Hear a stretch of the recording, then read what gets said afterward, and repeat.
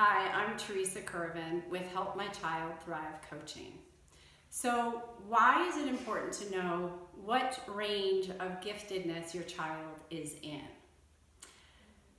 The reason it's important to know is that giftedness can look very different depending on what kind of giftedness your child has. A lot of times what I see are kids who I suspect are higher, but they've been tested to be about 140 or 145, and they've kind of hit the top of the test, whether they were tested at school or even at some gifted centers. So they'll get the label 2E, which means twice exceptional. Twice exceptional means you are gifted and you have a learning disability or some kind of challenge. So what I often see are kids who are 140, 145, and then they're labeled 2E because they have either dyslexia or something else, dysgraphia, dyscalculia. But there's another thing that's going on with some of these kids, not all of them, and every case is different, where they're actually probably in the higher range. Like some kids I think are more in the 160 and 165, and I do know kids who are in the 175 range and even up to 200.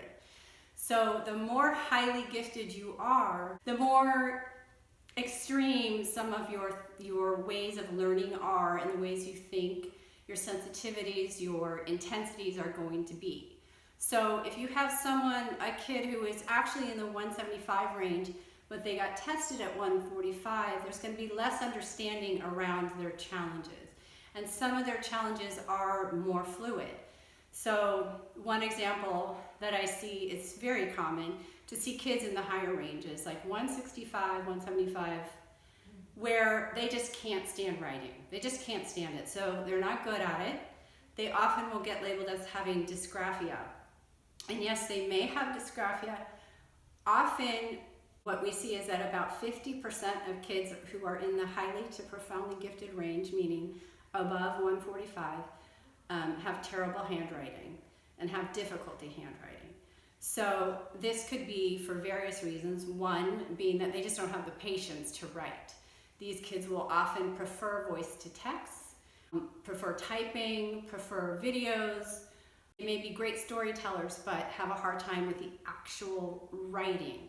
And in traditional school, that's something you kind of have to get a hold of before they'll let you do any storytelling.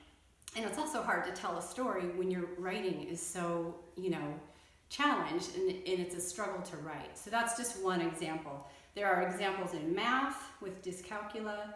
I could go on and on, but I'm going to make this video short and just explain that there are different levels of giftedness. So you have kind of a more typical giftedness that goes from 120 to 145, and those kids can sometimes do okay in school. And they do have special needs though.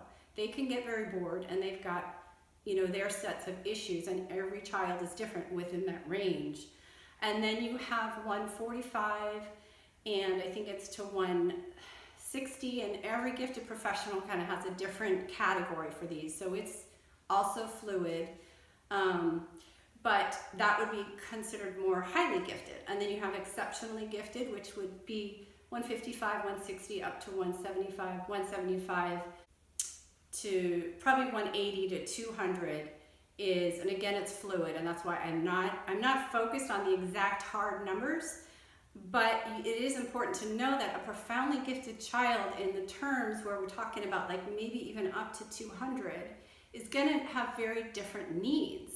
And they might have, I'm not going to even go into it, but they could look like they have a disability when actually understanding more deeply what their giftedness is, you're not going to think of it as a disability. Want more understanding, or you suspect that your child is in one of these other ranges, go ahead and contact me. I give, all my stuff is on my Facebook page and my website about what I offer. And I do offer free 20-minute consultations for first-timers to see if we would be a good fit for my parent coaching. Thanks for watching.